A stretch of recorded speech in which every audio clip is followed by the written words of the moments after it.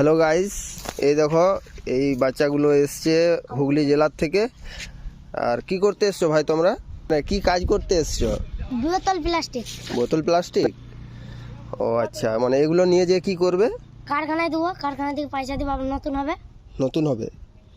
আচ্ছা, কোন জেলা বাড়ি? জেলা হুগলি জেলাতে। মানে বাড়ি কোথায়? পান্ডুয়া। পান্ডুয়া।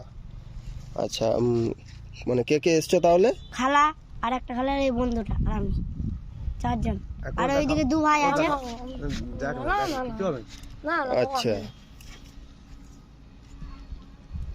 লেখাটা আর বাড়ি তাহলে কবে যাবে? হ্যাঁ, আজকেই যাবো। আজকে গাড়ি লুটাবে, আমরা গাড়ির সাথে চলে যাবো।